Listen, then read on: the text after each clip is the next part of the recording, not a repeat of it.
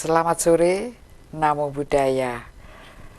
Pemirsa Dhamma TV, saya hadir lagi di ruang keluarga Anda dan akan saya bawakan tema kali ini adalah tentang hidup adalah kebersamaan. Karena banyak sekali orang yang merasa bahwa hidup ini adalah tentang saya, tentang aku, bukan tentang dikau, bukan tentang kamu, sehingga ini akan menimbulkan ego yang teramat sangat, ego yang begitu tinggi. Bahkan di dalam kata banyak kehidupan kita ini demikian egois, demikian tidak memperdulikan sesama, sehingga banyak sekali terjadi carut marut, terutama juga karena di dalam negeri ini. Kenapa? Karena banyaknya rasa aku, banyaknya rasa saya. Kata saya sendiri sebenarnya sudah dibetulkan, sudah cocok untuk bangsa Indonesia dari kata sahaya. Sahaya itu hamba, hamba sahaya. Jadi saya bukan siapa-siapa, saya hanya seorang hamba, hamba sahaya. Jadi tidak mempunyai harkat apapun, tetapi dia begitu merendahkan diri dengan harapan yang lain pun mengatakan dengan kata-kata saya juga. Tetapi orang-orang muda, terutama kita melihat di televisi, mengatakan ini baju aku, ini hidup aku, sehingga kata aku demikian lebih kuat. Kalau dulu masih kata hidupku, sekarang katanya hidup aku. Nah, ini kata aku ini demikian kuat sehingga akan membuat orang menjadi lebih kuat lagi dari keadaannya. Baik, saya tidak sendiri, saya bersama Yang Mulia Bante Dhammawijayo Mahatera. Kita sapa dahulu beliau. Bante, Namo Buddhaya. Suki Honto, Namo Buddhaya. Semoga semua makhluk berbahagia untuk mendapatkan sinar kebijaksanaan dalam batin dan pikiran kita bersama. Terima kasih Bante sudah hadir di studio Dhamma TV. Dan tentu dalam keadaan sekarang ini kita sedang menunggu-nunggu hujan, tetapi hujan konon datangnya masih akan terlambat 1 bulan lagi. Hemat-hematlah air, jangan dibiarkan air habis tidak berguna, dan buatlah juga sumur resapan.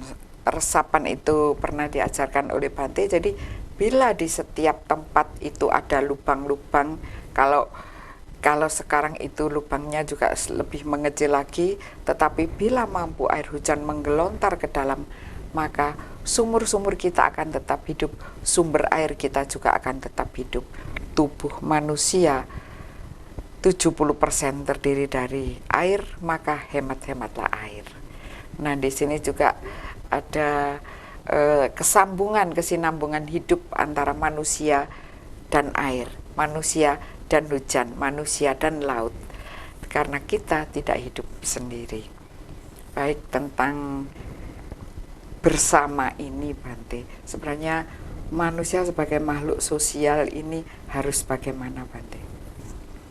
Ya, makhluk yang sosial adalah makhluk yang mengerti bagaimana kita bisa menciptakan harmonisasi terhadap apapun juga, baik secara alam, secara hutan, secara rumah tangga kita, kehidupan rumah tangga kita, ekonomi kita, supaya semua terbentuk dengan harmonis. Bahkan termasuk pikiran kita, bagaimana kita bisa menciptakan keharmonisan di dalam semua bidang, itu akan menciptakan satu keseimbangan yang luar biasa, kebahagiaan yang luar biasa, lingkungan juga baik, pikiran kita juga baik, keluarga kita juga semuanya baik, otomatis ini akan menciptakan kebahagiaan yang luar biasa. Jadi memang dibutuhkan kebersamaan, saling menghargai, saling tolong menolong, saling memberi dan menerima. Di dalam ajaran-ajaran Buddhis, memberi itu adalah keniscayaan, artinya itu ada di dalam sutta Buddha itu bahwa seseorang itu harus berdana, harus beramal. Itu dijelaskan bagaimana Bante? Ya, otomatis sesuatu hal yang ditekankan oleh Sang Buddha itu yaitu bagaimana kita bisa menghentikan kejahatan, lalu mengajak kita ayo bareng-bareng untuk berbuat baik, karena perbuatan baik ini adalah sebagai dasar untuk mengurangi kejahatan kita, sehingga kita harus menambah kebaikan itu supaya kebiasaan-kebiasaan ke arah kebaikan ini berarti akan ditinggalkan semua kebiasaan yang buruk itu, karena kita condongnya ke arah untuk berbuat baik. Maka dengan demikian inilah yang berdana itu berarti bagaimana kita bisa mengarahkan pikiran kita untuk memanfaatkan semaksimal mungkin apa yang ada di dalam diri kita. Kalau kita tidak punya harta, kita bisa berbuat baik melalui tenaga kita. Kita bisa berbuat baik dengan senyuman kita. Kita bisa berbuat baik dengan kata-kata lemah lembut kita, dengan memberikan nasihat pada orang lain, memberikan motivasi kepada orang lain. Ini pun sudah termasuk perbuatan baik melalui ucapan kita. Kita bisa menggunakan dengan tenaga kita, mengangkat, membantu orang lain, meringankan beban-beban orang lain, ikut menyapu halaman manapun juga, ikut meringankan apa yang bisa kita ringankan orang-orang yang sedang bekerja dengan berat, kita bisa meringankan mereka. Otomatis berarti kita sudah berbuat baik dengan tubuh jasmani, itu akan jadi sarana yang kita ajak, ayo kita bareng-bareng untuk berbuat baik bersama-sama untuk bisa menyenangkan dan membahagiakan semua pihak. Ya.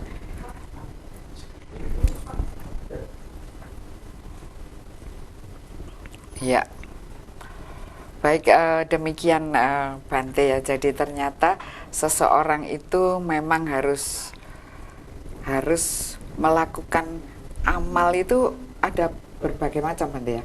Dengan tenaga bisa, dengan perilaku, senyuman ucapan, apa? senyuman, dengan donor darah, ya toh, donor kornea, donor ginjal dan macam-macam, itu juga termasuk kebaikan yang bisa kita jalankan.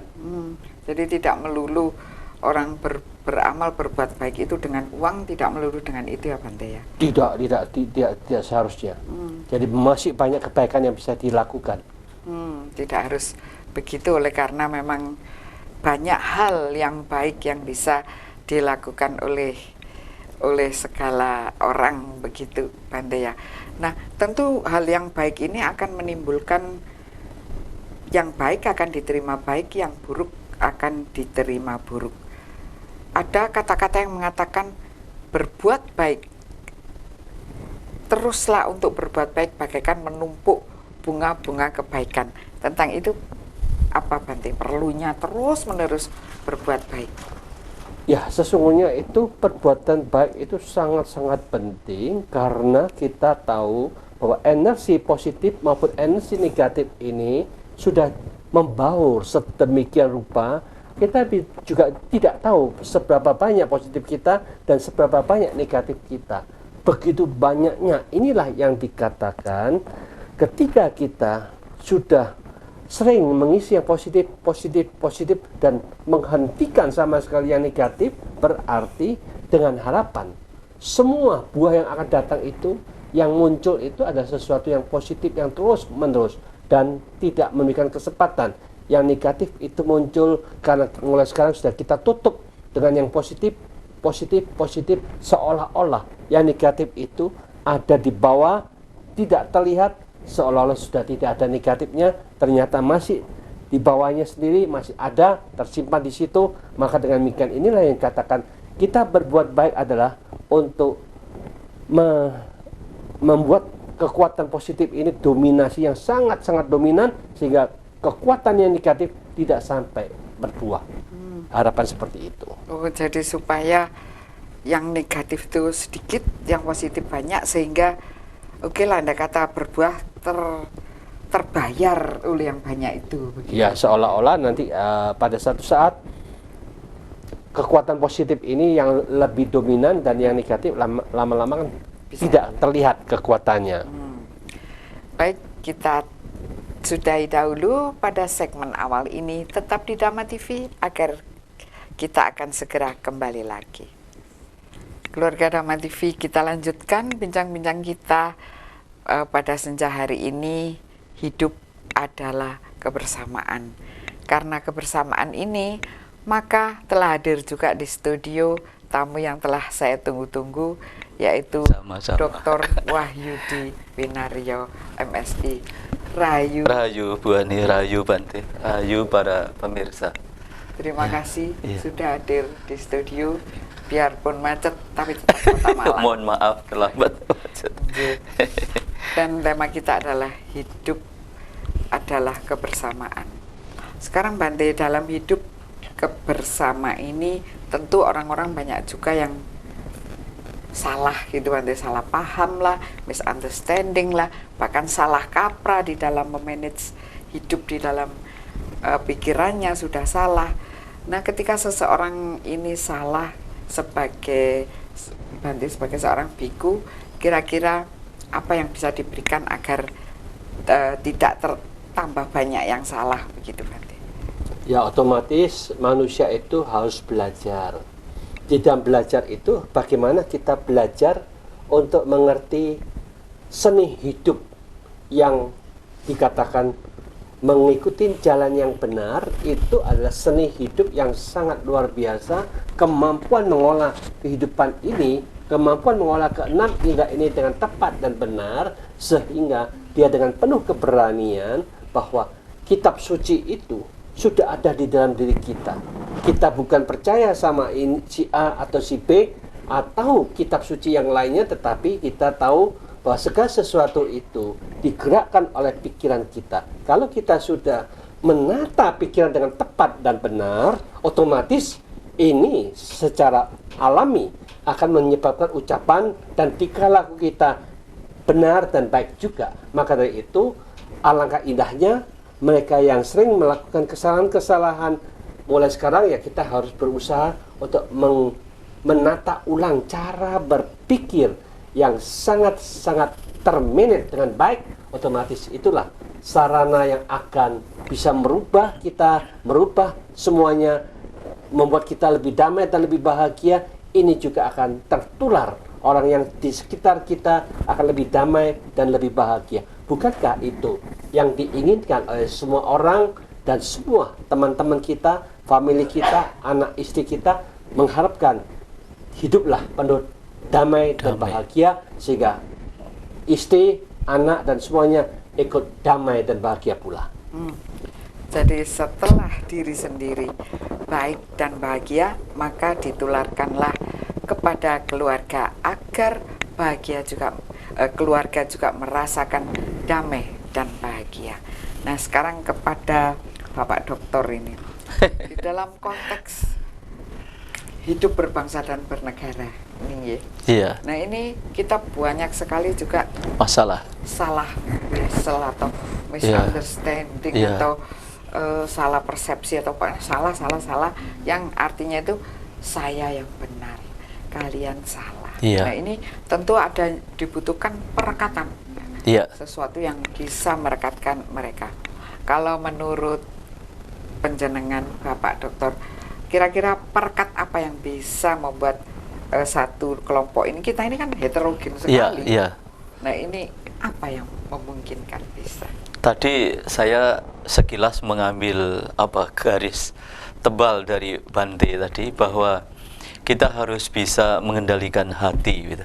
Saya sering mengatakan juga manusia itu harus bisa menyeimbangkan antara iman, rasio, dan roso atau rasa atau nurani itu.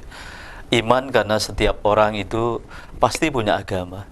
Kalau di Indonesia ada Islam, Kristen, Katolik, Hindu, Buddha, bahkan kepercayaan di masa Presiden Pak Jokowi ini sudah dianggap sebagai agama. Kita senang dengan itu sehingga teman-teman kepercayaan ada tempat. Nah, rasio karena terhadap agama kita juga selain iman kita mempelajari gimana logika rasio dari agama. Tetapi jauh lebih penting yang sekarang sedang hilang adalah yang disinggung Bante terakhir itu, yaitu roso rumongso, hati nurani. Ini yang hilang. Sehingga menurut saya setuju kalau bagaimana agar kita bisa baik kepada diri kita, keluarga, masyarakat, bangsa dan negara. Coba kita tanya pada hati kita, apakah yang kita lakukan ini benar, mulia, baik, jelek, atau bagaimana gitu. Saya percaya hati tidak bisa bohong. Nah, di luar itu tentu kita bisa belajar membaca bahwa kerusakan, pengerusakan atau perilaku yang tidak baik justru akan membuat hidup itu tidak damai, tadi disebut itu. Padahal hidup itu harusnya diarahkan untuk menjadi tata kehidupan sosial yang harmoni, yang penuh kasih sayang, yang damai begitu. Nah, inilah yang saya kira kita harus berani. Saya di Universitas Muhammadiyah Malang itu pernah membentuk Center for Peace and Development Studies. Salah satu moto yang saya usung adalah saya mengatakan, oleh karena kehidupan itu akan memetik buah dari karyanya, maka mari kita jalin kehidupan ini dengan penuh kasih sayang, harmoni dan damai. Jadi kembali ke situ, tentu manusia punya kesalahan, lebih baik kita maafkan yang sudah salah, tapi yang salah juga harus menggunakan hatinya, berkaca bahwa apa yang dilakukan tentu akan tidak hanya menimbulkan kerusakan bagi dirinya dan kelompoknya, tetapi juga bagi orang lain itu. Jadi harus ada kasih sayang. Harus ada kasih sayang. Memang kalau dalam teori sosiologi itu konflik itu keniscayaan, tetapi hidup damai itu jauh lebih menyenangkan, karena itulah yang kehidupan yang surga di dunia itu kedamaian. Damai itu memang harus dimulai dari hati, dan kita kalau tidak bisa berdamai pusing puyeng akhirnya ngamuan gitu ya. Saya kira tidak bagus.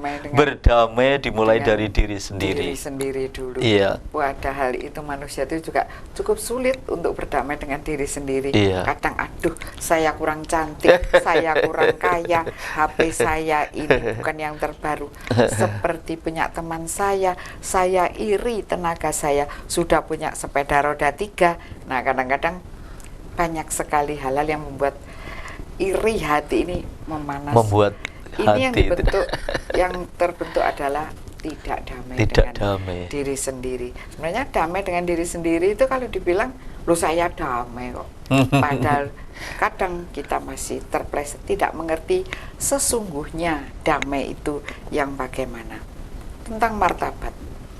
Seseorang itu diharap menjadi manusia yang utama, menungso utomo, atau manusia sejati, atau manusia berkualitas tinggi.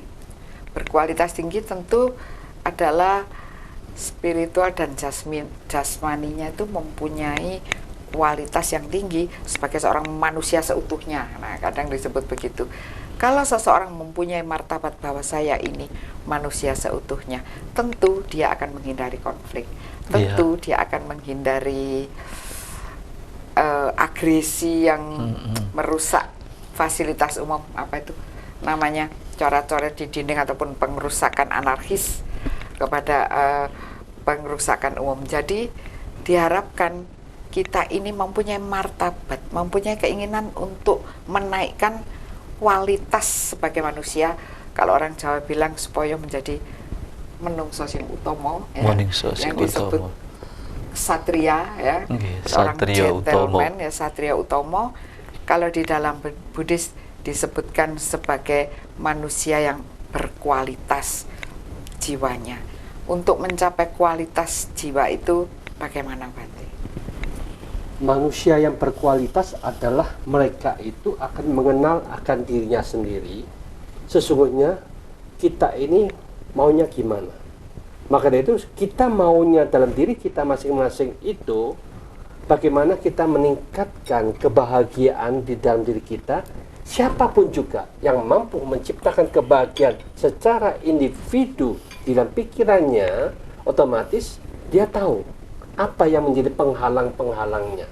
Maka dari itulah yang dikatakan, siapapun juga yang memahami penghalang dari kebahagiaan itu, sehingga ternyata nafsu indrawi kita, kebencian kita, kebingungan kita, kemalasan kita, dan ketidakyakinan kita di dalam kedamaian itu sebagai sesuatu kebahagiaan, ini akan menjadi penghalang. Maka dari itu, siapapun juga yang ingin meningkatkan kualitinya itu, semua penghalang ini harus disingkirkan dalam batin dan pikirannya. Dia tidak mengejar nafsu kesenangan-kesenangan indawi, dia tidak membiarkan kebencian, kemarahan itu muncul dalam pikirannya.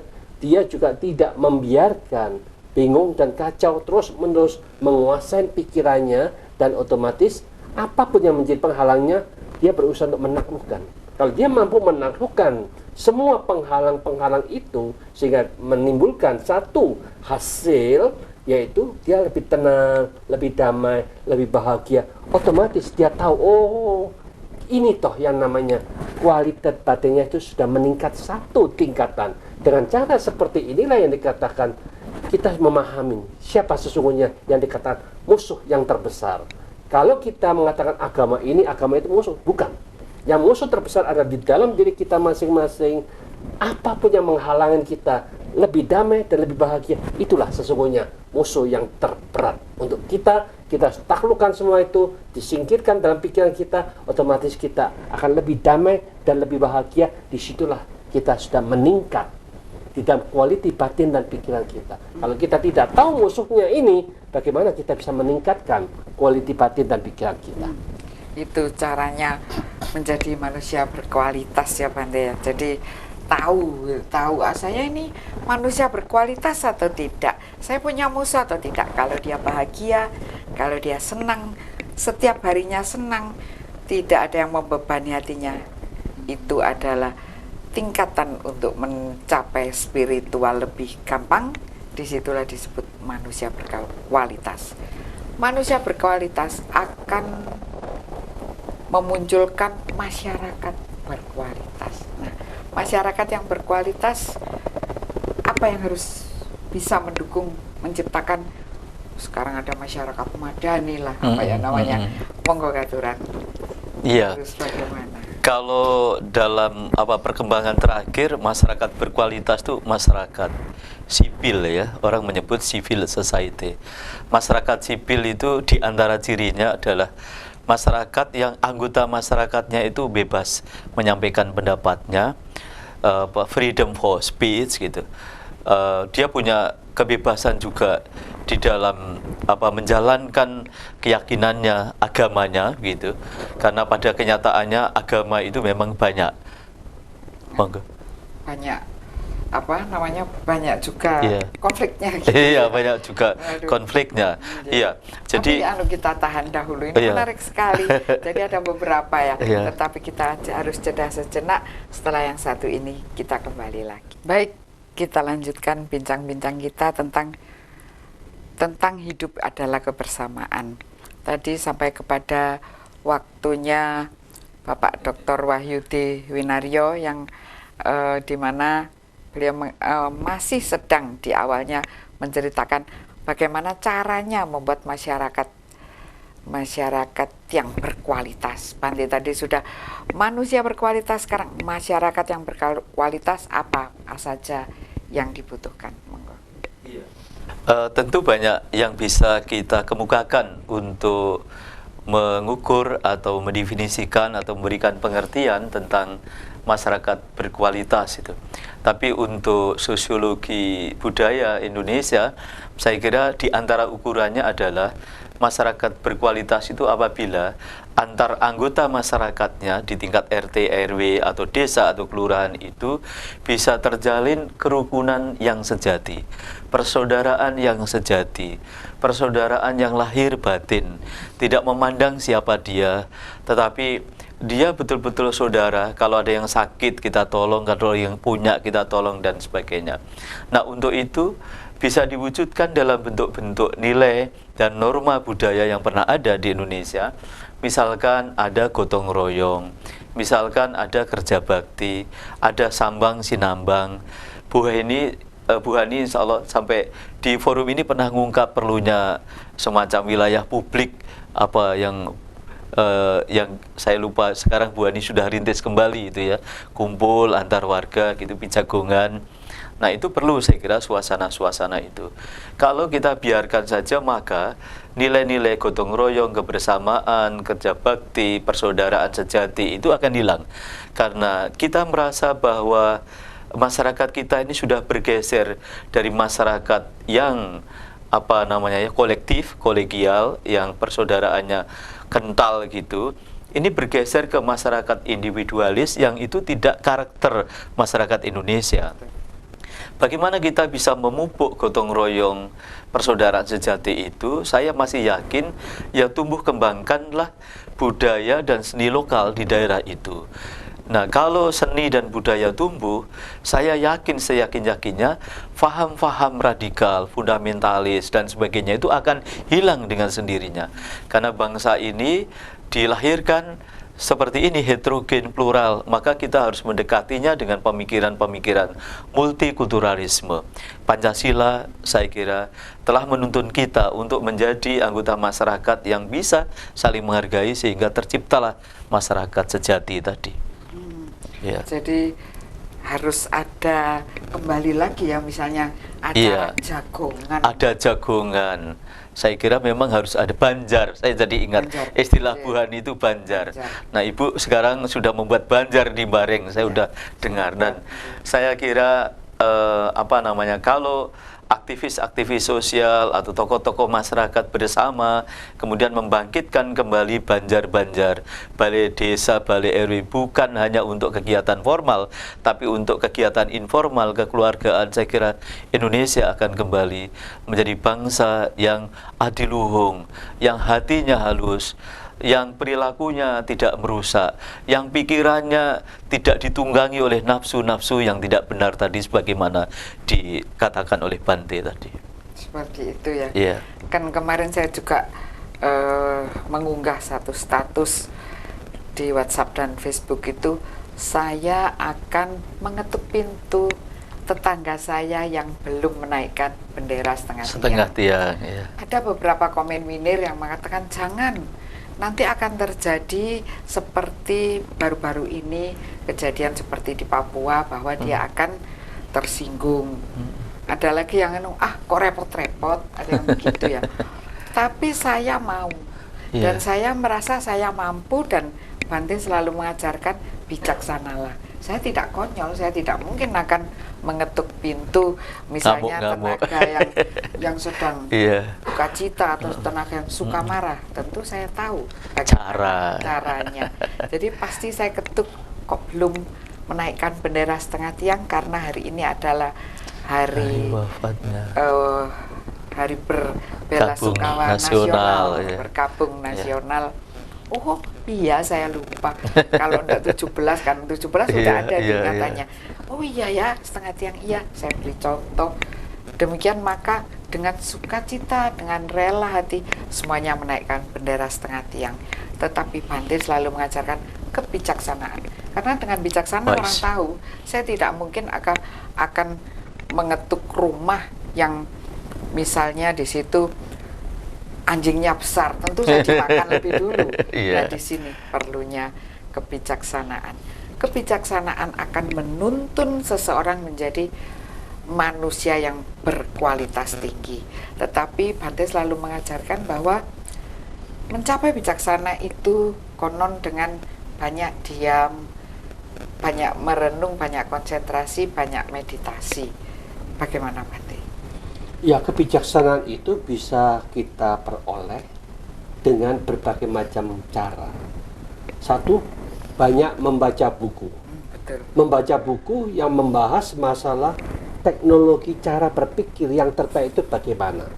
Kalau kita sudah memahami ini, cara berpikir yang terbaik itu gimana, disitulah yang kita kelola untuk menciptakan teknologi yang sangat-sangat bermanfaat untuk diri kita. Demikian juga kebijaksanaan itu bisa muncul kalau kita sering menenangkan gejolak pikiran. Jadi dengan ketenangan itu kita kelola, kita introspeksi, kita menganalisa dengan tepat dan benar bagaimana kebijaksanaan itu bisa berkembang. Demikian juga kebijaksanaan itu juga bisa berkembang dengan sering merenungkan dengan tepat dan benar masalah sebagai masalah dan bagaimana cara untuk menyelesaikan masalah itu jalannya bagaimana. Dari situ kita juga harus melihat setiap masalah itu harus ada sebabnya. Sebabnya itu harus bagaimana diatasinya. Ternyata sebabnya itu harus dibuang semuanya. Kalau kita mampu melepaskan, menyingkirkan penyebab dalam pikiran kita, selesailah masalah itu dan akhirnya kita cari way out-nya. Jalan keluarnya itu bagaimana supaya kita mampu menyelesaikan masalah itu. Jadi dengan memahami semua teori seperti ini, tetapi perlu praktek yang langsung. Kalau teorinya hanya dihafal, tidak dipraktekkan. Seperti orang baca kitab suci, wah seolah-olah pinter, dihafal kitab sucinya, tapi praktek embuk, gak roh, nol betul. Nah itu sayang. Maka itu kitab suci itu tujuannya bagaimana kita damai, hening, dan bahagia secara pribadi. Damai dan hening akan menciptakan di lingkungan kita bersama. Perlunya itu Bante, seperti itulah. Kalau kita ternyata awake dhewe nggak damai, bagaimana kita mengharapkan kedamaian kepada pihak yang lain? Maka dari itu jangan terlalu promosi agamaku itu indah dan penuh kedamaian, tapi dirinya sendiri belum damai, kan tidak cocok. Maka dari itu kita menciptakan kedamaian terlebih dahulu, membuktikan bahwa awakku damai, baru kita bisa mengajarkan indah loh damai itu. Tapi kalau awake belum damai, bujurnya papat 5-6, aduh sulit untuk dikatakan bahwa dia sudah damai, ya tak? Ya nggak bisa Bante. Nggak iso, bujur satu mau gini, kedua pusing, akhirnya bujurnya akan pusing. Damai. Jadi sulit sekali untuk menjadi damai bila kita malah mendatangkan masalah. Iya. Masalah tentu tidak membuat kedamaian. Nah di dalam masyarakat itu konon kedamaian atau titik kebaikan sebuah masyarakat itu bila ekonominya baik. Nah, apa betul begitu atau bagaimana? Ekonomi ini harus bagaimana? Monggo, saya tidak percaya sepenuhnya ya, gitu ya, bahwa faktor paling utama dalam hidup agar manusia damai itu ekonomi. Bahwa kita butuh ekonomi, saya kira iya. Tetapi ekonomi bukanlah di atas segala-galanya. Justru kalau menurut saya harus terpenuhinya kebutuhan-kebutuhan non-ekonomi. Misalkan kebutuhan batin, misalkan tadi ya, saya memakai bahasa yang lain, misalkan ekonomi cukupan tapi batinnya bagus, maka saya kira dia bisa mengontrol dirinya untuk bersyukur, untuk damai gitu ya, syukur dan damai gitu ya, atas semua yang dialami oleh dia.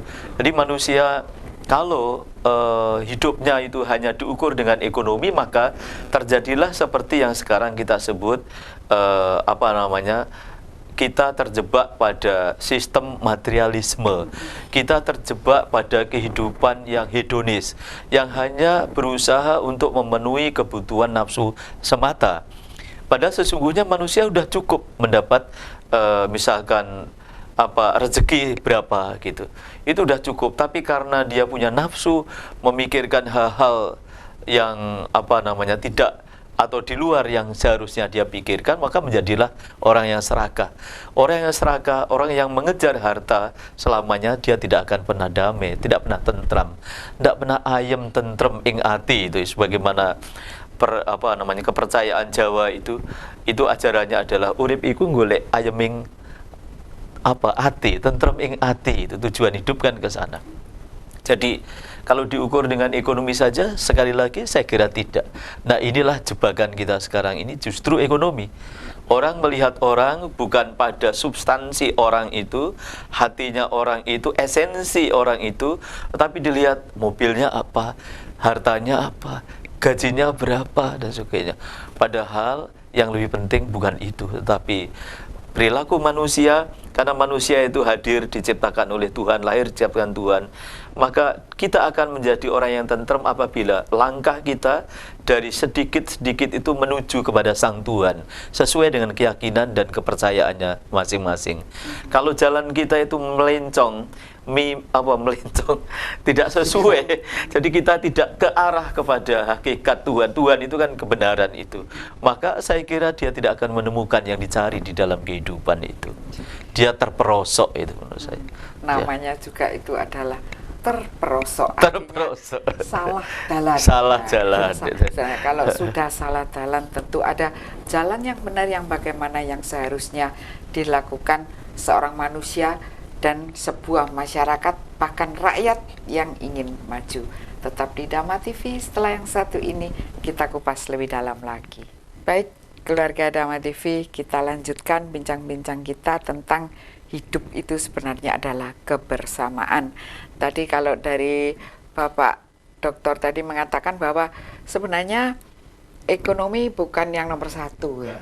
Yang nomor satu itu adalah keyakinan batin bahwa kita ini bersama, kita ini guyup rukun, kita punya gotong royong, ini sebagai kekuatan luar biasa loh.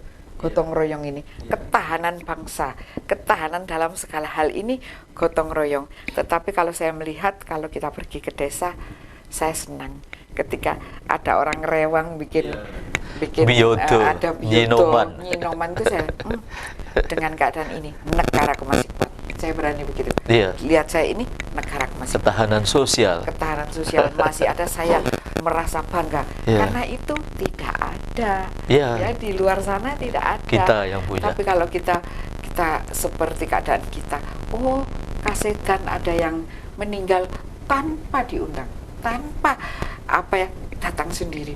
Ada yang punya, aduh saya punya pisang ya, dibikinin pisang goreng, bukan buat yang apa ini, yang kasetan tadi yang berbela sungkawa, tapi tamunya banyak.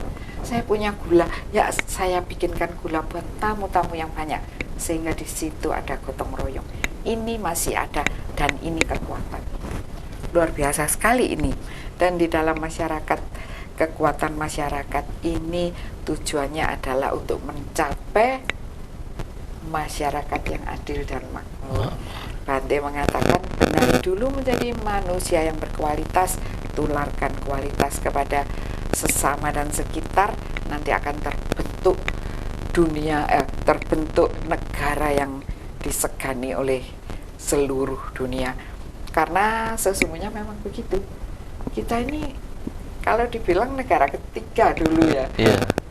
Tahun 48 kita pernah dikeroyok oleh tentara sedunia yang tergabung dalam sekutu. Berarti kan tentara sedunia. Iya. Itu kita menang. Dan jenderal dari negara yang tukang perang itu, jenderal dari Inggris itu terbunuh di Surabaya. Nah itu sebenarnya semua baru menoleh waktu itu. Duh, di Indonesia yang kala itu masih disebut masyarakat barbar, ternyata mampu mengalahkan kita. Dan itu memang dikemas dalam satu buku Perang Pasifik Timur Raya, Perang Asia Timur Raya, karangan A.H. Nasution, di mana buku itu sekarang dipelajari oleh militer sedunia karena luar biasa sekali. Jadi itu kekuatan, kebersamaan ini adalah sebuah kekuatan. Tetapi sekarang banyak sekali di dalam namanya masyarakat heterogen. Nah ini ada paham-paham yang agak melenceng, yang ingin tidak adanya gotong royong, yang ingin individu, yang ingin kalau dia tidak sama saya bajunya pink berarti bukan orang kita, bukan orangnya, bukan orang kita. Itu jangan dibantu loh ya. Kalau dia meninggal, dia kan tidak berbaju pink, tidak usah kita melayat dia. Kalau dia punya gawe, kita nggak usah datang. Ini mulai ada hal semacam ini. Kalau menurut Bapak Dokter, apa yang harus kita lakukan menangkal paham-paham seperti ini? Ya, saya pernah menulis di Jawa Post ya. Harus dihilangkan paham yang saya sebut itu. Saya sudah ajukan di Haki dan turun ya. Paham negativisme sosial. Jadi ada kecenderungan di dalam masyarakat kita memang harus diakui secara terbuka, maka kita harus tanggulangi itu. Apabila ada orang yang punya atribut sosial budaya termasuk agama di dalamnya berbeda, ada kelompok tertentu yang cenderung bersikap negatif. Itu yang saya sebut ancaman negativisme sosial. Inilah yang harus dihilangkan. Pikiran bahwa yang berbeda dengan saya atau kami itu adalah salah, itu yang harus dihilangkan. Jadi apa yang harus dikembangkan, bahwa di dalam kebenaran yang kita yakini, kita harus percaya ada kebenaran lain di luar sana sesuai dengan keyakinan dia, agama dia, budaya dia, nilai-nilai yang dia anut itu. Nah ini yang harus kita kembangkan. Nah sekarang yang salah adalah ketika kita ngugemi, kita percaya pada satu kebenaran, kemudian kita langsung mengatakan yang benar itu ya hanya satu milik saya, yang lain itu salah. kita harus musuhi dia. Inilah yang saya kira tidak boleh terjadi. Jadi perspektif multikulturalisme ini harus dikembangkan. Dan kita juga bisa, saya kira tadi saya nyambung Bante juga, bagaimana kalau tanpa harus membaca teori misalkan, ya kita lihat dunia, lihat alam, merenungi alam, membaca langit, membaca bintang, bulan, membaca orang selalu bergerak, membaca ada konflik, membaca rakyat yang damai, bangsa yang bagus, nanti akan mendapat pelajaran menurut saya bahwa kita memang ada nilai-nilai yang baik yang bisa diambil, tapi harus kita berani campakkan nilai-nilai yang tidak baik gitu. Saya percaya Tuhan itu tidak pernah mengajari umatnya, agama apapun, itu untuk berbuat tidak baik, baik kepada manusia, kepada alam, atau selain itu semua. Jadi ajaran Tuhan itu adalah ajaran perdamaian. Dan kita harus terjemahkan di dalam sikap dan perilaku.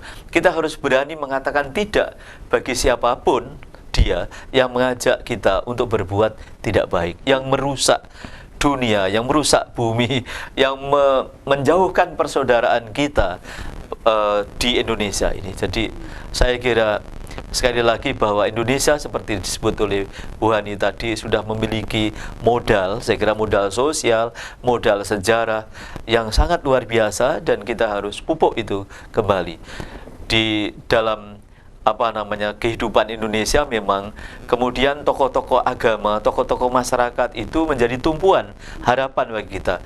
Maka harapan saya secara pribadi sebagai rakyat Indonesia di sini, monggo saya kira tokoh-tokoh agama ngomong apa saja, mau menjadi apa saja, tapi jangan lukai orang lain. Silahkan jadi apa saja, tapi jangan menyakiti orang lain. Itu pribadi saya kira. Terima kasih. Matur nuwun, bagus sekali. Yeah. Yang ditulis di Jawa Pos apa judulnya? Ancaman negativisme sosial, itu 2012 saya pernah. Negativisme sosial. Ya, memang. Sudah saya ajukan ke Haki dan turun. Dan sudah tahun 2012. 2012, Iya. 7 tahun yang lalu. Iya. Kita sudah merasakan ancaman. Iya. Ini luar biasa sekali. Kadang-kadang kita ini merasa benar itu, dan tentu dalam hal ini kita hampir tidak bisa memikirkan, Bante, saya ini benar apa salah, dengan gitu Bante. Jadi kalau saya ikut yang sini, padahal guru saya sudah mengatakan begini, tetapi kenyataannya adalah kesalahan, kenyataannya adalah melukai orang lain, kenyataannya membuat heboh dunia, berarti saya salah. Salah. Nah, ini Pasti deteksinya salah. apa, Bante? Kalau ini hanya di dalam batin, saya tidak bergaul loh, Bante. Tidak punya teman loh, Bante. Ya, otomatis kita kalau sudah ada ini harus ada filter yang kita miliki secara pribadi. Guru kita bicara begini, lalu kita tanya, bermanfaat tidak untuk saya? Oh, ini ternyata tidak bermanfaat nih. Kok saya disuruh melakukan seperti ini? Wah, ini tidak benar, ya toh? Iya. Kalau saya lakukan yang tidak benar ini, siapa yang dapat manfaat? Merugikan dia, menyakiti situ, memfitnah sana. Nah, ini kan merusak mereka. Wah, ini ternyata tidak baik juga. Jadi kita harus hentikan. Jangan sampai kita ikutin. Masukkan lagi. Lalu filternya itu dimasukin lagi. Kalau itu kata-kata, wah ini yang dikatakan, oh ini berguna untuk saya. Kalau saya lakukan, aku damai, aku bahagia. Wah, saya disuruh juga mengajak teman-temannya, ayo kita melakukan ini, ikut berdoa, ikut ke sini supaya kamu juga damai. Ternyata mereka yang ikut-ikut juga damai, juga bahagia. Wah, ternyata ini bermanfaat. Maka dari itu, apapun juga yang itu kita punya filter dengan tepat dan benar, otomatis kita harus pandai-pandai, siapapun juga yang berbicara harus difilter dulu. Kalau itu ada gunanya, kita gunakan. Kalau itu tidak berguna, membahayakan pihak manapun juga, kita hentikan, stop di situ, jangan diikutin. Walaupun itu guru kita, walaupun itu orang yang hebat, tetapi kalau itu memang negatif, jangan diikuti. Inilah yang ketegasan kita, karena orang yang pintar itu juga bisa salah. Kita juga memahamin, mungkin dia sedang stres, ngomong sesuka-sukanya, atau mungkin sedang mabuk. Jadi kita bukan berarti dia pintar itu pasti nggak ada salahnya. Jadi kita tetap ekstra hati-hati, siapapun yang berbicara tetap kita saring. Kalau itu bermanfaat kita pakai, kalau itu tidak bermanfaat delete langsung, buang, jangan diikutin. Dengan cara seperti ini kita akan mendapatkan manfaat yang sangat-sangat besar. Ya, Bante. Jadi ternyata berbicara pun tuh perlu dipikirkan supaya tidak salah ya Bante. Biarpun dia seorang guru, biarpun dia seorang yang hebat, supaya tidak salah perlu menata pikirannya dulu. Nah ini kalau di orang Jawa, di wayang itu ada orang yang lemah lembut, bicara pelan sekali seperti Arjuna. Puntadewa ya lembut juga ya. Ya lembut karena dia menggunakan rasa. Iya, rasa. Dan dia bicaranya tidak grek. Dia Iya. akan bicara step by step.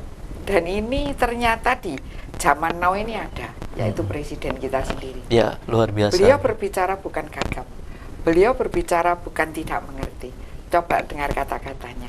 Beliau mengatakannya step by step dengan jelas. Kadang beliau berpikir, ini sebenarnya apa ya, satu contoh.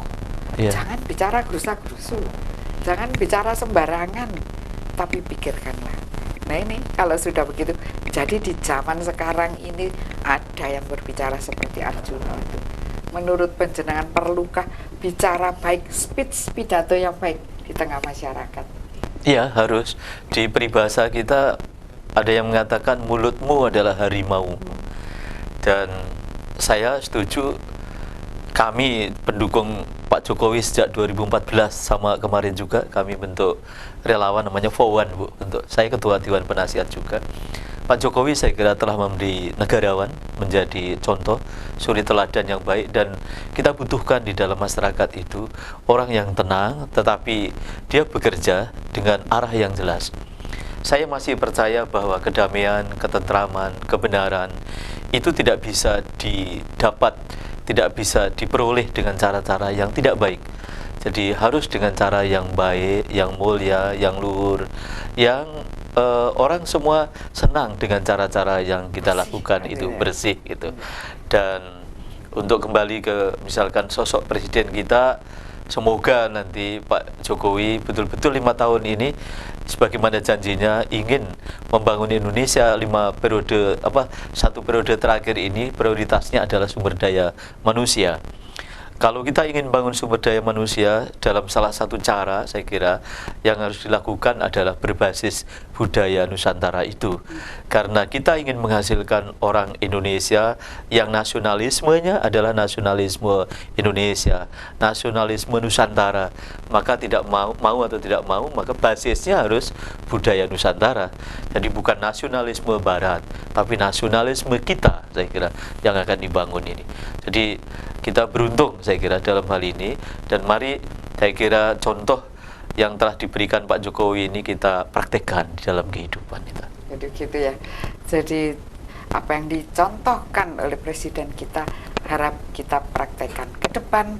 Presiden akan membangun sumber daya manusia. Tetap di Dhamma TV, kita kupas setelah yang satu ini.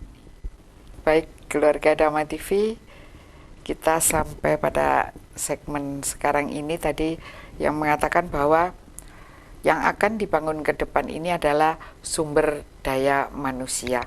Waduh, ini berarti kan harus bekerja ini ya. Padahal kadang-kadang malas bekerja itu. Nah, saya minta dahulu ini kepada Yang Mulia Bante ini, kalau ajaran dari Sang Buddha bagaimana Bante? Apakah orang itu kalau mutunya Pak Presiden kita adalah kerja. Nah ini apa cocok dengan suta-suta Sang Buddha, Bante? Kalau kita lihat bahwa kekuatan yang harus kita bangkitkan di dalam diri kita masing-masing itu, yang pertama itu harus punya satu keyakinan. Kita yakin bahwa kita bersama-sama ingin membangun, memajukan bangsa dan negara kita. Sudah yakin ini, kita harus punya wirya, semangat. Jadi semangat itulah yang namanya tidak ada hari yang tidak bekerja, terus bekerja. Sehingga dengan demikian, siapapun yang punya keyakinan, punya semangat yang kuat, otomatis apa tujuan kita? Di dalam hal ini otomatis untuk mengembangkan spiritual kita tergantung energi perhatian kita ke arah mana. Kalau energi perhatian kita ditujukan untuk menenangkan gejolak semua pikiran dan membangkitkan kebijaksanaan, 5 faktor ini akan terbangkitkan. Maka dari itu, di dalam pekerja itu kita perhatikan para biku yang sungguh-sungguh serius latihan meditasi itu, mereka minimum 20 jam setiap hari meditasi dengan berbagai macam cara, baik berjalan, duduk, berdiri, terus melatih meditasi selama 20 jam. Itu namanya meningkatkan quality batin supaya batin dan pikiran menemukan titik kekayaan batin yang sangat luar biasa, sehingga dengan demikian otomatis itulah yang dikatakan siapapun yang mau maju dalam bidang apapun juga harus penuh semangat, rajin dan selalu bekerja. Itu mutu yang sangat tepat. Harus bekerja, Pak? Harus. Jadi harus bekerja. Iya. Intinya Harus kerja. untuk Tidak agar- boleh mati. Iya, agar SDM-nya sebenarnya manusia Indonesia itu tinggi loh, SDM-nya bagus sekali. Tapi kalau tidak diasah, tidak diwadahi, tidak ada, tadi Bati mengatakan wirya, semangat untuk Wirya. untuk menjadi baik, ya seperti emas yang tidak tergosok. Nah, kalau menurut panjenengan, apa kira-kira untuk SDM ini supaya terlihat, supaya maju, supaya bisa terlihat ini adalah Indonesia, ini adalah masyarakat, apa kira-kira dan kendalanya apa? Ya, setiap manusia diyakini memiliki talenta sendiri-sendiri di bidangnya masing-masing. Tuhan telah memberikan hal yang sangat luar biasa pada setiap manusia. Tidak ada manusia yang nggak punya bakat, gitu ya, yang nggak punya bakat. Nah, kalau saya kaitkan misalkan ke siswa didik gitu, karena kebetulan saya ngajar itu, bagaimana agar manusia itu berkembang baik. Nah, di dunia pendidikan harus dikembangkan 3 aspek yang sering kita lupakan, yaitu kognisi, kemudian afeksi, dan psikomotorik. Dunia pendidikan dewasa ini itu hanya sudah terjebak mengukur atau menilai murid itu hanya pada aspek kognisi saja. Bagaimana dia menjawab UTS, UAS, mengerjakan tugas, sementara aspek afeksi, sikap, perasaan, empati dia pada orang lain, kemudian tindakan dia, psikomotorik itu tidak ternilai. Nah, inilah yang saya kira harus dikembalikan. Nah, bagaimana mengembalikan? Menurut saya salah satu yang saya kira Ibu Ani Bante juga mungkin pernah alami itu adalah kita ada pendidikan budi pekerti. Nah, saya kira sudah lama rakyat kita minta agar pelajaran ini dimunculkan kembali sebagai pelajaran yang ada sejak sekolah dasar, elementary school, itu budi pekerti. Jadi SDM yang baik bukan hanya yang pinter, tetapi juga harus arif tadi, bijaksana. Kalau ditambah Jawa itu harus pener. Pener itu artinya menempatkan kepinterannya dia itu yang secara baik, secara tepat itu. Jadi 3 hal itu harus dibekali sejak elementary school ya. Iya, saya kira supaya sejak kecil. tidak terlambat. Ya, karena kita ini sudah terlambat. Banyak yang pintar tapi nggak punya tugo ya, Bante ya.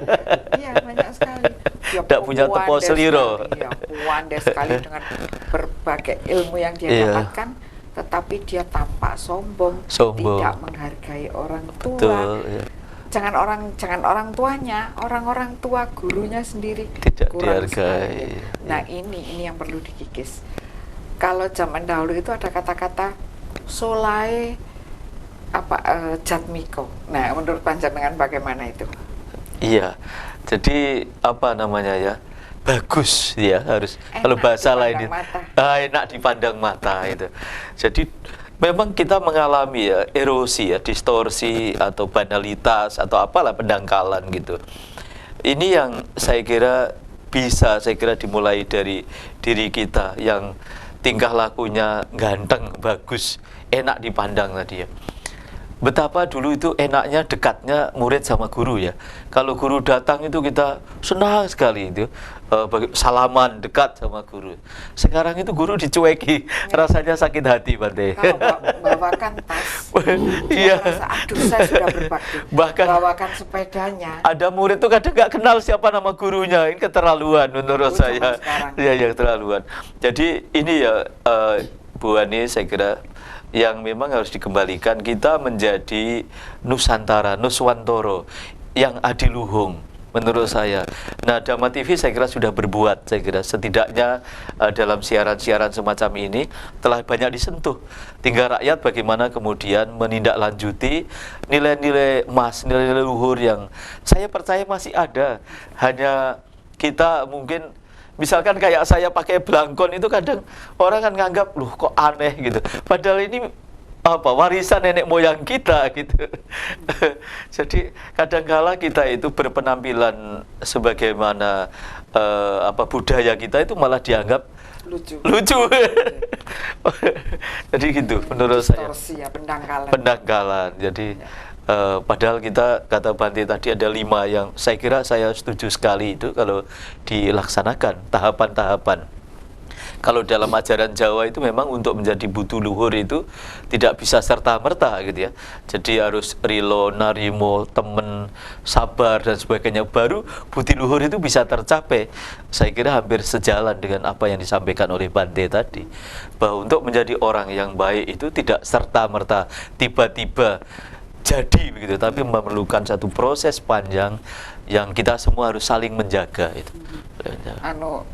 Sepertinya yang dikatakan Bante tadi itu butuh persyaratan tadi ya Bante ya. Iya. Ada apa yang ada keyakinan, ya, ada semangat, ada saya masih semangat ingat. sehingga betul-betul baru jadi Bante. Iya. Mohon diulangi sedikit Bante supaya ingat, nanti saya catat.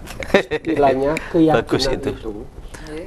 kita harus yakin dengan mantap terhadap Sang Buddha ini satu-satunya manusia biasa yang ada keberanian untuk melihat dalam batin dan pikiran bagaimana menata cara berpikir yang sedemikian supaya beliau bisa menemukan bebas dari semua penderitaan. Akhirnya dia mampu menemukan kebebasan itu, mencapai kebuddhaan. Disitulah yang dikatakan beliau, kita yakin bahwa ini bisa dicapai oleh siapapun juga. Maka dari itu Sang Buddha mengatakan setiap manusia di dunia ini dia memiliki hati nurani kebuddaannya, tetapi masih tertutup oleh pengotor-pengotornya. Maka dari itu kalau kita dengan penuh semangat menyingkirkan, mengikis, menghancurkan, melenyapkan semua pengotor itu dengan penuh semangat, perhatian terus, mengikis terus menerus, akhirnya lama-lama batin kita makin lama makin terang. Pada satu saatnya kebijaksanaan kita berkembang. Disitulah yang dikatakan terang benderang, bebas dari pengotor akan bisa dicapai. Disinilah yang dikatakan keyakinan, semangat, perhatian secara khusus untuk membersihkan secara total batin dan pikiran kita. Kebijaksanaan akan muncul. Disitulah yang dikatakan kita akan mencapai kebebasan dari semua penderitaan. Kebebasan penderitaan itu bukan dimonopoli oleh umat Buddha, tetapi semua orang memiliki batin dan pikiran. Pandai-pandailah mengolah cara berpikir supaya kita bebas dari penderitaan. Bagaimana caranya?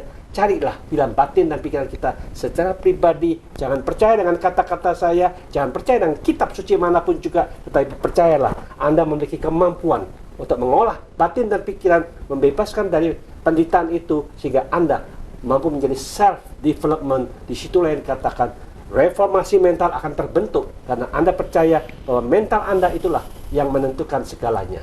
Ya Bante, terima kasih sekali. Jadi menjadi seorang manusia seutuhnya itu memang butuh beberapa tahapan. Nah, kadang-kadang yang herannya lagi itu, di dalam keadaan seperti sekarang ini, ketika ditanya tentang bagaimana ekonomimu sukses atau tidak, aduh, hidup saya pas-pasan. Tadi dikatakan untuk ekonomi pas-pasan cukup, tetapi selain ekonomi kebatinannya tinggi. Iya. Tapi sekarang ini kalau sudah ekonominya pas-pasan, kadang tidak cukup, kebatinannya juga merosot lah. Ini kan ya Lebih parah. parah lagi. Jadi secara Ekonomi bangkrut, tidak secara mampu, miskin ya. iman bangkrut. Secara iman, secara moralitas juga miskin. Betapa jeleknya orang seperti ini. Jadi istilahnya sudah miskin, tidak aturan lagi. Aduh, parah sekali. Baik, kita jeda sejenak. Setelah yang satu ini kita kembali lagi. Keluarga Dhamma TV, kita sampai pada segmen yang terakhir. Bagaimana sebenarnya masyarakat ini agar menjadi masyarakat yang sejahtera. Tadi saya sudah menyinggung bahwa alangkah tidak beruntungnya bila seorang manusia ini sudah miskin, tidak tahu aturan lagi, sudah miskin penuh dosa lagi, sudah miskin pembuat keonaran lagi. Jadi kan hampir tidak ada yang dipilih, hidupnya buruk, ekonominya buruk, dan dia juga pelaku kerusuhan, hal-hal yang buruk dilakukannya.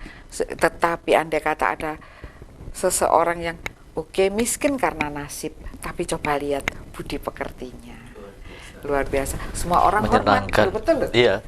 Sekalipun diri ini miskin, tidak punya apa-apa, bila mempunyai budi pekerti yang luhur, diterapkan dalam keseharian, bagaimana kepada seorang tua, sikap kepada bante, seorang biku, bagaimana pergi ke wihara atau ke tempat ibadah dengan baju yang baik. Semua orang akan berpikir, biarpun dia orang tidak punya, tapi keluarga itu, anak-anaknya semuanya itu adalah pemegang budi pekerti, sungguh indah dipandang mata. Tetapi kalau tidak dipegang, luar biasa, menjadi manusia yang sangat buruk, jempolnya begini 10. Karena itu tadi ya, miskin itu memang mungkin bisa dibilang nasib, bolehlah ya. Tidak punya uang, sudah berusaha, tetapi demikianlah keadaannya. Tetapi bila Anda jujur, akan luar biasa. Coba lihat, biarpun hidupnya kurang, tetapi mereka sekeluarga orang yang jujur.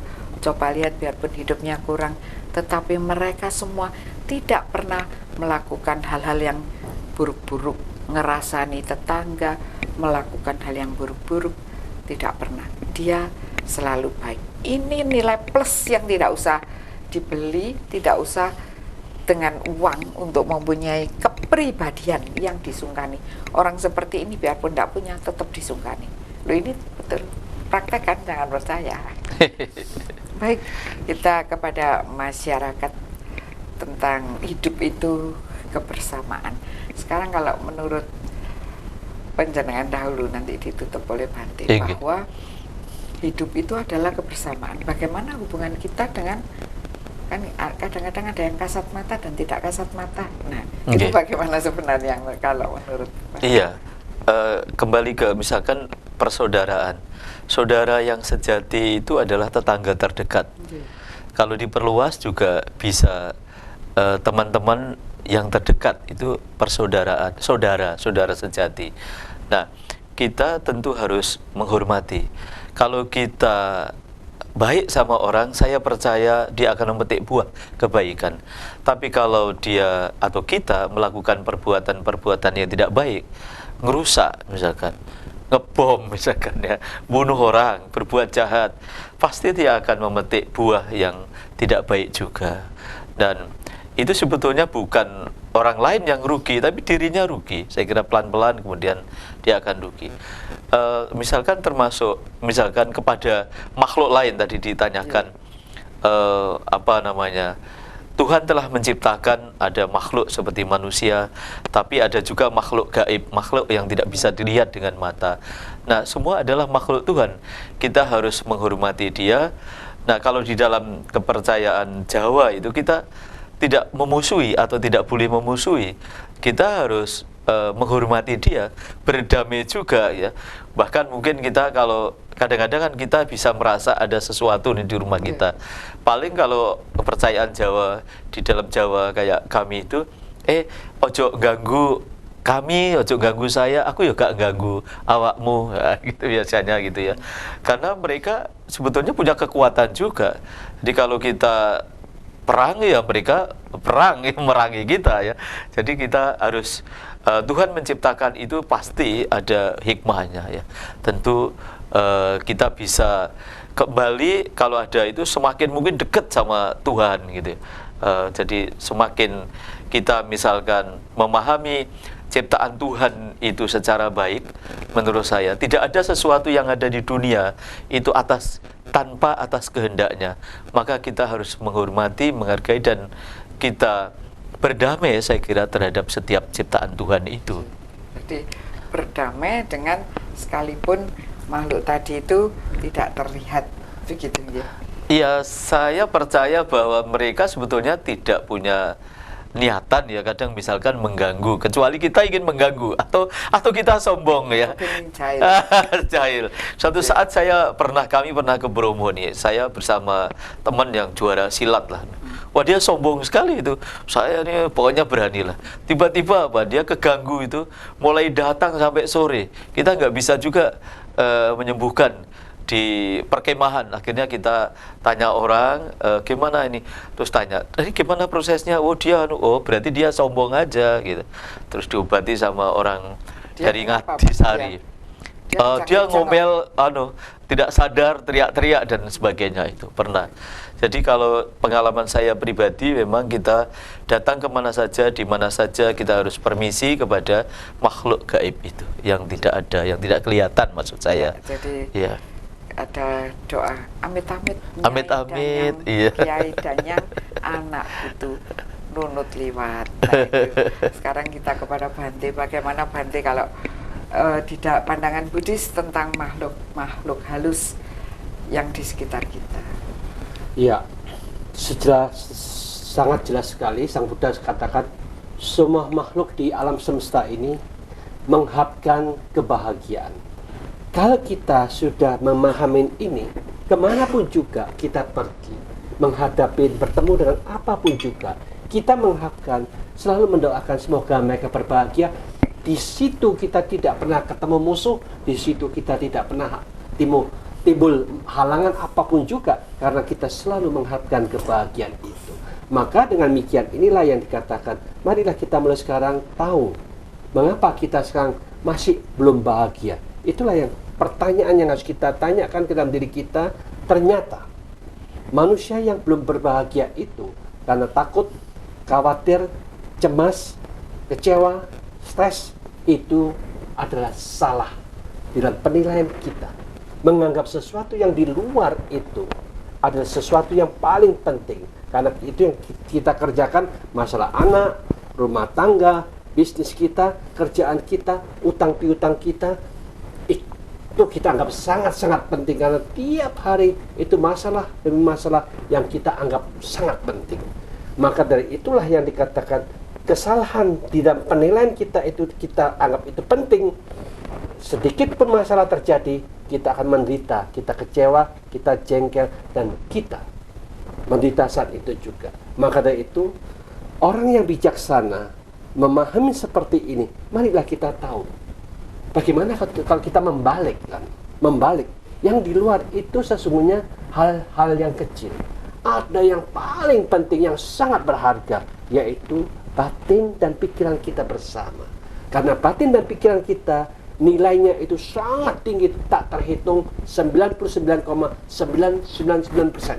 Kalau di luar itu kita hanya nilai 0,001%. Apapun yang terjadi, kita kecil. Jadi kita bisa menjaga batin dan pikiran kita tetap seimbang, tetap damai, tidak terpengaruh oleh masalah apapun yang kita hadapin. Disitulah yang dikatakan manajemen cara berpikir kita yang sedahsyat ini, otomatis kita bisa menjaga kedamaian, keheningan, dan keseimbangan batin dan pikiran. Disitulah yang dikatakan kebijaksanaan mengatur cara berpikir di dalam menghadapi problema kita, sehingga kita tetap mampu menjaga keseimbangan dan kedamaian itu. Itulah yang dikatakan orang bijaksana akan bisa mampu hidup dimanapun juga mereka tetap bahagia, karena mengharapkan kebahagiaan mereka, kita pun akan mendapatkan kebahagiaan itu sendiri. Ya. Jadi kalau hubungannya dengan manusia dengan makhluk halus, Bante? Otomatis makhluk halus itu kan juga mereka ingin bahagia. Pernah pada satu saat kita diminta blessing di satu tempat di Pasuruan. Dia punya penggilingan batu, dan selalu terganggu, mesinnya rusak lah, ini rusak lah. Dia sudah panggil orang pintar. Berkali-kali datang, besoknya oke, bisa jalan, besoknya rusak lagi. Terus seperti itu. Akhirnya saya katakan, kalau kamu pakai cara seperti ini, terkadang ke sini, terkadang ke sana, kamu harus tahu bahwa sesungguhnya kita cukup minta permisi. Jangan merasa sombong bahwa ini tempatku, ayo pergi semua, usir semua. Kalau kita mengusir mereka, kita tidak punya kekuatan. Mungkin yang dukunnya yang datang itu pintar, dia bisa punya kuat, dia pergi sebentar. Kalau dukunnya pergi, kamu datang lagi ganggu kamu bisa apa? Kan tidak bisa apa-apa. Maka itu kamu harus mengatakan minta maaf kalau ada kesalahan, silakan kamu tinggal di tempat yang layak, tinggal di tempat yang penuh dengan kebahagiaan, jangan mengganggu kita persilakan Anda tinggal di situ. Mungkin mereka sudah tinggal 400 tahun, 500 tahun di sana. Kita baru masuk, katakan, iki gopekku, tempatku, mikir kabeh. Tidak bisa. Kita biarkan aja mereka di situ, izinkan mereka begitu. Akhirnya ketika kita menjalankan seperti ini, tidak akan gangguan lagi, kamu akan lancar. Nah, setelah dijalankan, diikutin, gilingannya itu laku keras. Selalu habis. Jadi kapan apa berapa banyak pun yang mereka proses habis terus. Jadi karena dengan doanya berubah, Bante. Ya, mengharapkan mereka semua makhluk yang di sana bahagia semua, tidak ada gangguan, semoga mereka damai, mereka bahagia, kita pun juga tertular kebahagiaan itu.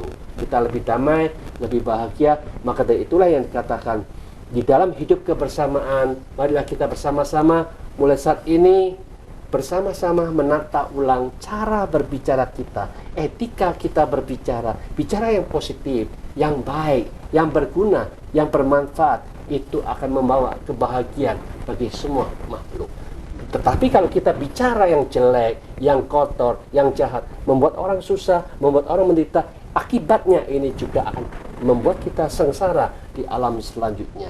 Kita juga begitu, bertingkah lakulah yang benar dan baik, karena semua agama mengajak, ayo kita tingkah laku yang benar dan baik itu membawa kedamaian dan kebahagiaan. Laksanakan dengan tepat dan benar sehingga masyarakat sekitar kita damai dan bahagia. Tetapi sebaliknya, siapapun yang mengajak kita melakukan sesuatu yang buruk, yang jelek, yang tidak bagus, itu menyusahkan makhluk yang lain, menyusahkan diri kita sendiri, dan akhirnya kematian tiba, tidak ada tempat lagi bagi kita, pasti kita menuju tempat yang susah dan sengsara di alam sengsara. Maka memahami seperti ini, marilah kita merubah ucapan kita dengan baik, tingkah laku kita dengan baik, disitulah kebersamaan kita hidup di bumi ini akan lebih damai dan lebih bahagia. Demikian juga kebersamaan ini akan terwujud bila mana kita mampu menata cara berpikir kita dengan tepat, dengan benar, sehingga kita lebih damai, lebih hening, lebih terkendali, lebih berpikir positif. Disitulah yang katakan memanage cara berpikir yang sedemikian dahsyatnya, kedamaian dan keheningan akan kita peroleh. Setelah itu kita tingkatkan lagi bagaimana kita mengembangkan kebijaksanaan kita bersama, karena kebijaksanaan itu tergantung arah pandangan kita. Kalau pada pandangan kita salah, kita masuk dalam penderitaan. Kalau arah pandangan kita benar, kita bebas dari penderitaan. Disinilah yang dikatakan kita berusaha untuk memahami mana yang membuat kita menderita dan mana yang membuat kita bisa bebas dari penderitaan. Di sanalah yang dikatakan Anda mandiri untuk memilih arah pikiran kita mau kemana. Demikian juga arah pikiran yang salah maupun arah pikiran yang benar itu tergantung adakah kebencian, adakah keserakahan, adakah kebodohan. Kalau itu ada, berarti kita salah, memiliki cara berpikir yang salah sehingga kita menderita sendiri. Tetapi memiliki arah pikiran bebas dari kebencian, bebas dari keserakahan, bebas dari kebodohan, disitulah sumber damai dan bahagia akan menjadi milik bersama. Ini 8 jalan utama ini kita laksanakan, masyarakat kita semuanya akan lebih damai dan lebih bahagia. Semoga semua makhluk hidup berbahagia. Sekian, terima kasih. Sadu, sadu, sadu. Kalau istilahnya adalah sapi sata bawantu sukitata.